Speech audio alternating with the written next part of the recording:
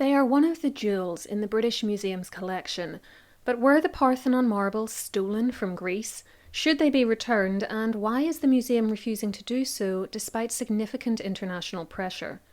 In today's video from History Calling, we look at the history of the Elgin Marbles, as they are also called for reasons I'll explain later, from their creation in antiquity to the contested and arguably extremely corrupt removal of some of them to England in the 19th century, the shocking and despicable way in which they were treated at that time and in the years immediately afterwards, and the increasingly loud calls in Greece and beyond to send them back to their place of origin.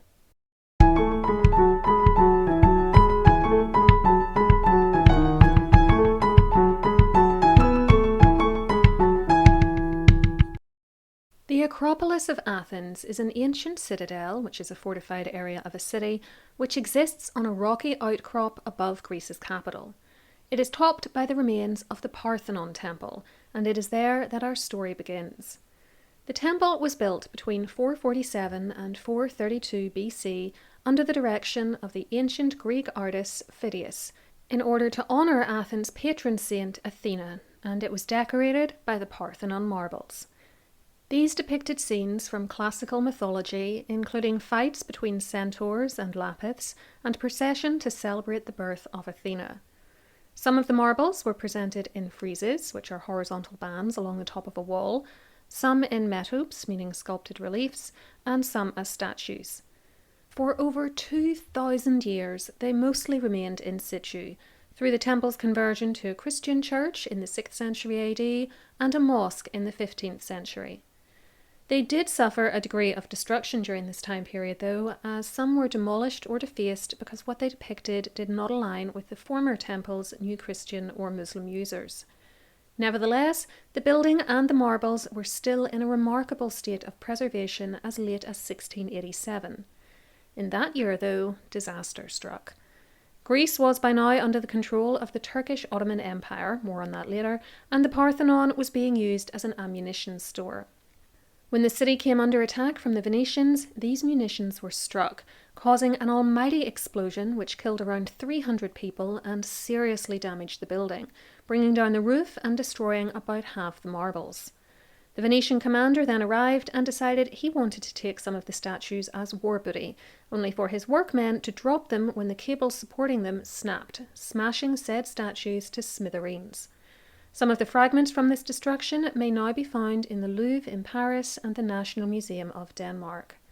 The Ottomans quickly retook the city, and much of the rubble left lying on the floor of the former temple and the ground around it was scavenged for building materials. By the turn of the 19th century, a great deal of the original marble work was therefore gone. Now we come to Britain's involvement. Starting in 1799, the British ambassador to the Ottoman Empire was the Scottish nobleman Thomas Bruce, 7th Earl of Elgin, and it is his association with the marbles which has led to those now held in Britain often being called the Elgin Marbles. Personally, I prefer Parthenon marbles or Parthenon sculptures. Lord Elgin was the man who caused about 50% of the marbles which then remained in Parthenon, so about 25% of what had been there before the 1687 explosion, to be taken down and transported to England, with the removals lasting from July 1801 to 1805 and the transport lasting into the 1810s. British warships were often used to convey them. There had been Turkish resistance to letting him and his men into the Parthenon originally, but when Britain assisted the Ottomans in expelling the French from Egypt, then an Ottoman territory, in 1801, Elgin suddenly found his path to the marbles cleared. Tragically, in the process of crowbarring the friezes off the walls where they had been for millennia and taking down the statues, serious damage was done to some of them. For example, one statue was dropped in 1802 and shattered on the floor. Part of a frieze broke in two while it was being transported, and another sculpture had to be sawn in half to fit it through the Acropolis's gates. A ship on which some of the marbles were being carried sank in the autumn of 1802, taking 17 cases of marble with it, though these were all recovered by October 1804 as the boat had gone down in shallow waters. When the marbles eventually arrived in England, they were first taken to Lord Elgin's London house and displayed there. However, as the Earl's personal and financial difficulties rose and he could not afford to keep this residence, they were moved in July 1811 to the grounds of Burlington House, also in London. Incidentally, if you'd like to hear more about what happened to Elgin, and his woes really are enough to make one believe that he was cursed for ever touching the marbles, I'll be covering his later life on my Patreon site this week for my time traveller and historical figure patrons. You can check it out using the link in the description box below to see if you're interested in joining. At Burlington House, many of the marbles were left outside, exposed to the elements. Bear in mind, England is a lot colder and wetter than Athens would have been, and had to be moved around to accommodate construction work at the house. Pieces of them disappeared and have not been seen since. It was only in 1816, after a parliamentary select committee decided that Elgin had taken the marbles lawfully, that they were purchased from him. This conclusion was highly contested then and now, by the way, so make sure you hang around for my discussion of it later in the video. The Earl was paid £35,000, far below the £74,000 he had at one point demanded, and the marbles were acquired on behalf of the nation and given into the care of the British Museum. They have remained there ever since. By the early 1830s, Greece had won its independence from the Ottomans, and they have been calling since the 19th century, but particularly loudly since the 1980s, for the marbles to be returned to Athens. So why did Elgin remove the marbles in the first place, especially given the huge expense it entailed, which he never recovered? Initially, the Earl seems to have wanted to use them to decorate his Scottish seat, Broomhall. As we've seen, most of them actually made it no further than his London residence, though there was one shipment sent to Scotland which has since disappeared, having apparently been sold by the family. When his home decor plan became economically inviable and his debts were rising, he began to claim that he had acquired them for the nation and to protect them from Ottoman and French mistreatment. The Ottomans and the French had been at war in the early 19th century, remember, and the British had been assisting the Turks in Egypt, where the French had been collecting, to use a polite term, Egyptian antiquities. They actually found the famed Rosetta Stone, for instance, which the British then took off them after they helped to expel them from Egypt, and ironically, it too went to the British Museum. Elgin's claim that the marbles needed to be protected does have some merit. Many statues had disappeared from the building during the long Ottoman occupation, not just due to the 1687 explosion, and foreign tourists were doing great damage too, taking pieces as souvenirs. Still, his claim to be purely altruistic must be set against the damage done to the marbles in removing them from the Parthenon, as well as the astronomically high sums he was demanding for them, and his threat to sell them to the French if the UK government didn't pay up. Ironically enough, the only thing that stopped him taking even more was the fact that permission was explicitly withdrawn after the intervention of the French ambassador. Many of his contemporaries roundly criticised him for what he had done too. The poet Lord Byron was perhaps one of his most famous detractors. Describing Elgin's actions and pointing out the ravages which the marbles had survived up until the Earl arrived, he said, "But most the modern Pict's ignoble boast, to rive what Goth and Turk and time hath spared. Cold as the crags upon his native coast, his mind as barren and his heart as hard. In he whose head conceived, whose hand prepared, ought to displace Athena's poor remains. Her sons too weak the sacred shrine to guard, yet felt some portion of their mother's pains, and never knew till then the weight of despots' chains." Now we come to the issue of permission.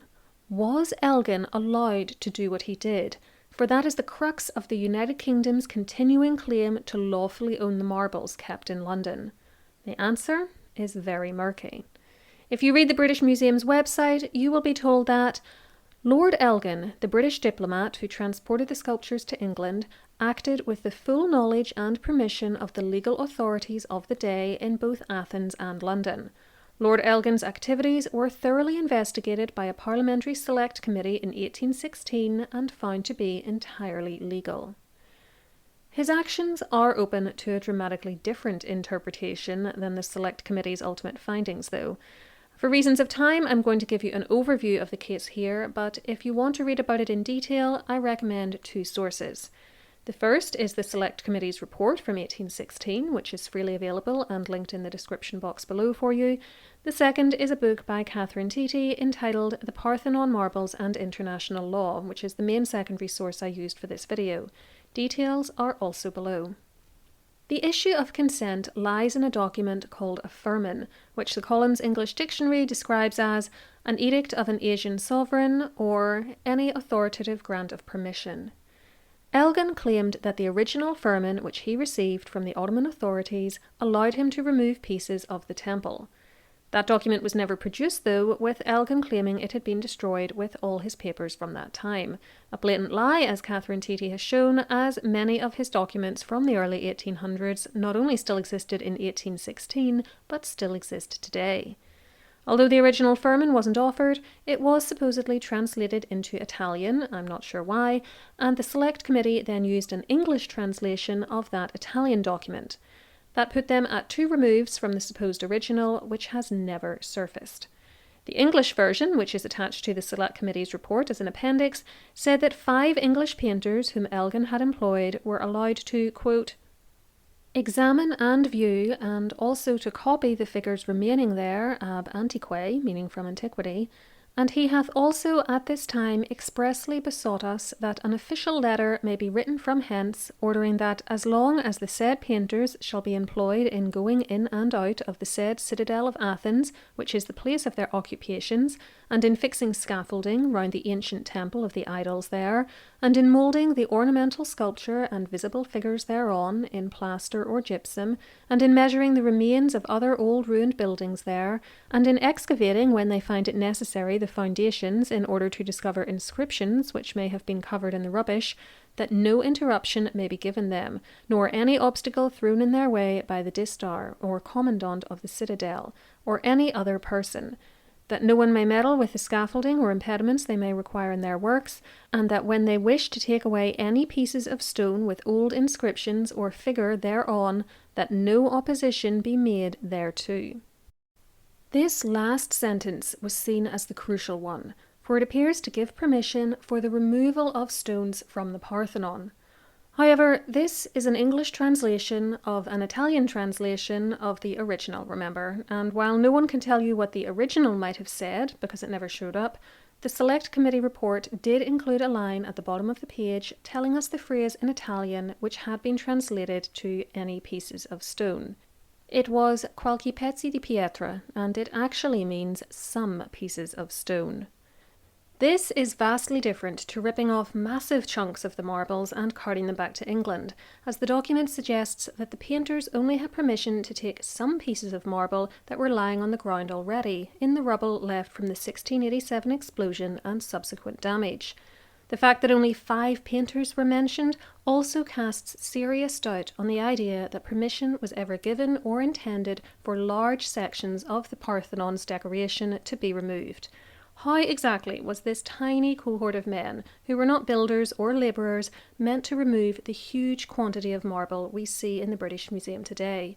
In actual fact, it took hundreds of workmen 4 years to do what Elgin wanted. Even if the firman had given explicit permission for Elgin to do what he did, there are other question marks over whether or not the document was legal. First of all, was it even a firman? It referred to itself in the English translation as a letter, as did those corresponding about it in 1801. Second, it wasn't signed by the Sultan as it should have been to make it a binding firman.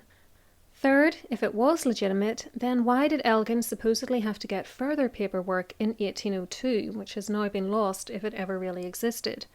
This was to reassure the local officials, whom he was bribing to look the other way and facilitate his actions, that they wouldn't be prosecuted for not stopping him.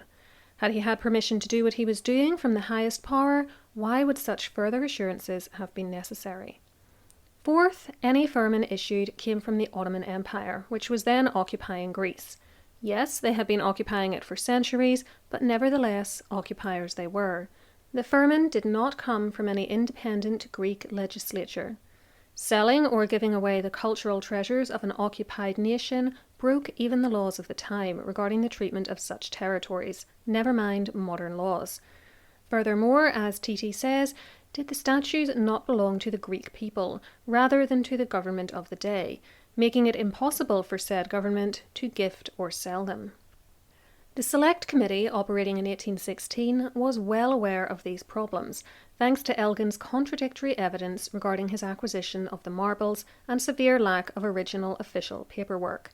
Again, see Catherine Titi's book for a more in-depth discussion of this. The MPs apparently made no attempt to confirm if his story of having had permission to take them was true or not, though a request for information to the Turks would have been all it would have taken. Instead, they ultimately supported his version of events, perhaps because they wanted to keep the marbles, or perhaps because to admit what he'd done as a British ambassador would have caused an international scandal and been hugely embarrassing to the country. Their report certainly doesn't look to me as though it supports the British Museum's assertion that Lord Elgin's activities were thoroughly investigated by a parliamentary select committee in 1816 and found to be entirely legal. Plenty of people knew this in 1816 as well.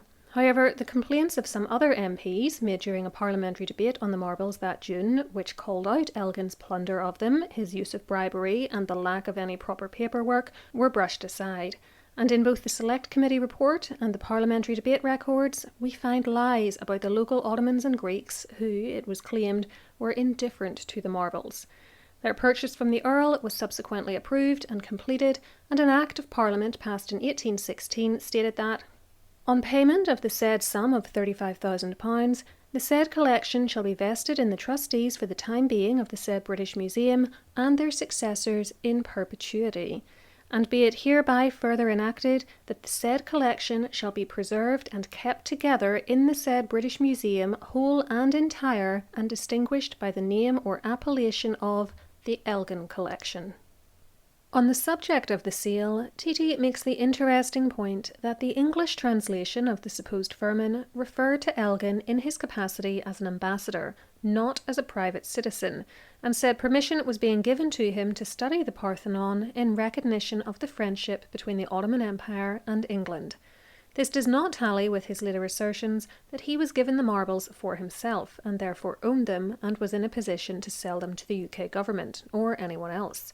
In actual fact, if he was using his position as ambassador to get them, and he used English warships to transport them, remember, then they were never in his personal ownership, and he shouldn't have been given a penny for them. The 1816 Act prevented the marbles being returned to Greece or even moved elsewhere, despite the evidence that they were stolen goods. But is that still the case today? Well, no, it's not, but the situation is still complicated. The British Museum Act of 1963, which you see a portion of here, does allow for the loan of objects, and indeed a loan of the marbles to the Greeks has been suggested. They have refused, though, on the grounds that it would entail recognising British ownership of the items. This leaves the British Museum in a catch-22 situation, because what the 1963 Act does not allow is for the institution to de-accession its holdings, except under very limited circumstances. And if you want to pause the video here and read the relevant section, you'll see that none of those exceptions apply in this case. So they can't give them back unless the law is changed and a loan is unacceptable to the Greeks. So let's summarise the current arguments about whether or not the marbles should be sent back to Athens. Those who claim that they should remain in Britain, including the British Museum, hold that they were acquired legally under the laws of the time and cite the 1816 Select Committee report to support this. They also believe that the firman was real and gave permission for Elgin to do what he did. Then there are the 1816 and 1963 Acts, which vested ownership of the marbles in the British Museum and make it impossible for the institution to give them away or sell them. That is the law in the UK at the moment, and it would need to be altered if the marbles were to be returned to Greece and its ownership of them recognised. Those who want them to stay in London also cite the way in which they are displayed there, saying that they allow Greek heritage to be shared with the world for free in the third most successful museum on the planet, and in a way which places them in the context of other cultures from around the globe. The British Museum's website states that it takes its commitment to be a world museum seriously. The collection is a unique resource to explore the richness, diversity, and complexity of all human history, our shared humanity. The strength of the collection is its breadth and depth, which allows millions of visitors an understanding of the cultures of the world and how they interconnect, whether through trade, migration, conquest, conflict, or peaceful exchange. The Parthenon sculptures are an integral part of that story and a vital element in this interconnected world collection, particularly in the way in which they convey the influences between Egyptian, Persian, Greek, and Roman cultures. We share this collection with the widest possible public, lending objects all over the world and making images and information on over 4 million objects from the collection available online. Other arguments for keeping the marbles where they are that they cannot be placed back on the Parthenon due to pollution damage and its and their fragility. Plus, half the originals were lost back in the 17th century, meaning that the full set cannot be put back together anyway. There is also the slippery slope argument, which says that if you return one object or set of objects that were acquired under fishy or outright illegal circumstances, you'll have to let everything go, and the world's museums will be emptied. I even read the argument that ancient Greece and modern Greece are not sufficiently analogous for modern Greeks to claim ownership in the first place. As the modern Greek state didn't exist in the 5th century AD, it has no automatic right to items created there. Now let's think about the arguments most commonly made for returning the marbles. The first is that they were acquired illegally by Elgin and are the rightful property of the Greek people. Those on this side of the fence say that the original firman, if it existed at all, was never produced. The translation did not give the sweeping powers to him that some have claimed. The Ottomans were in no position to give away items of Greek heritage anyway, and the Select Committee was a shameful whitewash which even some British MPs debating the matter could see. They also say that the marbles ought to be brought back together again as far as is possible. Furthermore, if one claims that modern Greece isn't sufficiently well connected to ancient Greece to claim ownership of the marbles, then Stonehenge doesn't really belong to the English, the Great Wall of China isn't the property of the Chinese, and the Italians better watch their backs with regards to the Colosseum. While it is true that ancient Greece and modern Greece are not the same thing, the marbles come from Athens, and Athens still exists as a city. They weren't found in international waters with no indication of where they came from. Instead, they spent over 2,000 years in the place in which they were created, and we know exactly where that place is. Where else, the argument runs, could they really belong? And why would Elgin and or Britain have a better claim on them than the Greeks? They had nothing to do with the marbles' construction, and Britain is in an entirely different part of the world. Regarding concerns about a slippery slope, while there is a trend at the moment for returning objects stolen and looted from other countries, and the return of the Parthenon marbles might accelerate this trend, the counter-argument is that returning stolen goods to their real owners is a good thing, and that it is ridiculous to argue that the UK or any other country has to hold on to some or all of its looted objects so that it doesn't have to give everything back. If it was never Britain's to begin with, then they have no right to it.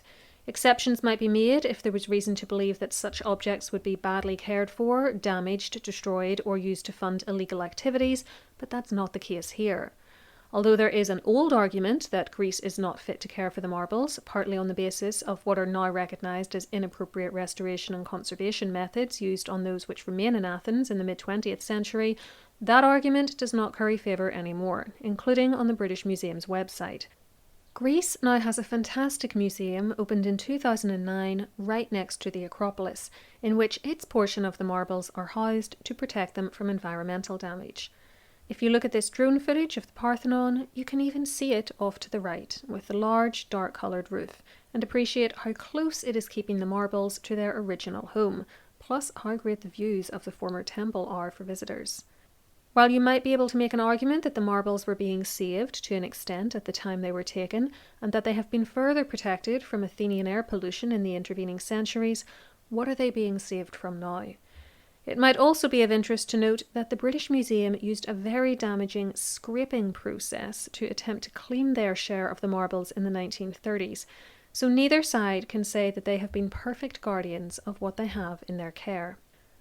As for those saying that the marbles are safe, well cared for and displayed in the British Museum, personally, I don't dispute that, although some would because at the time I'm recording this video, the museum is taking a lot of heat for the fact that many items in its collections were apparently stolen over a number of years, and they didn't notice or do anything much when the matter was initially brought to their attention. The scandal has even led to the museum's director stepping down. Even if we concede that the marbles are well looked after though, That in itself is not enough to grant the UK a moral right to them. One country cannot just take or keep another country's cultural heritage without permission, just because it's pretty, we want it, and we're really good at showing it off. If the world succumbs to that line of thought, then everyone can start stealing from everyone else as long as they put their spoils in a good museum. To me, that is the slippery slope. In conclusion, I have to say that I pity the current staff at the British Museum and modern-day politicians who had no part in creating this mess, yet are left to deal with the fallout from it. They really are stuck between a rock and a hard place, given the strength of feeling on both sides of this debate in the UK and beyond, plus all the considerations I have explained to you, such as the slippery slope argument. For my part, having gone into this video thinking that the marbles are fine where they are, because the first bit of research I read was the British Museum's website stating that Elgin's acquisition of them was all legal and above board, I have now changed my mind and think that they should be returned to Greece. Even if current UK law states that they belong to the British Museum, which it does, I find this to be a moral as well as a legal issue, and in any case, lots of things were legal in Britain's past which we would now balk at. Slavery and child marriage spring to mind. Laws can be changed, and when we have the rare opportunity to correct an historic wrong, I think we should take it, not continue to perpetuate the misstep. The coronation stone, aka the Stone of Scone or the Stone of Destiny, was taken from Scotland by the English over 700 years ago, for instance, then returned in 1996, proving that it's never too late. We also have a famous landmark here in my home country, Northern Ireland, called the Giant's Causeway, which has been vandalised and had pieces stolen from it over the centuries, and this just infuriates me, so I can sympathise with the Greeks' position. If you'd like to hear the fate of the Parthenon sculptures discussed further, I've left a link in the description box to a debate held a number of years ago between MPs, academics and broadcasters, including Stephen Fry, which I think you'll find very interesting. Before you go, however, I'm keen to hear your thoughts on this issue. Do you think the Parthenon marbles should go back to Greece, and why? Let me know below and by voting in the poll now up on my community tab, asking that same question. Please remember to give the video a like too and subscribe to the channel with notifications switched on so you never miss an upload. If you'd like to learn more about the Giant's Causeway, watch this video next. Alternatively, this one will teach you about the Scottish coronation stone, or if you're still in an ancient history mood, might I suggest this one on the famed Library of Alexandria. Whatever you choose, please enjoy, and until next time, keep learning.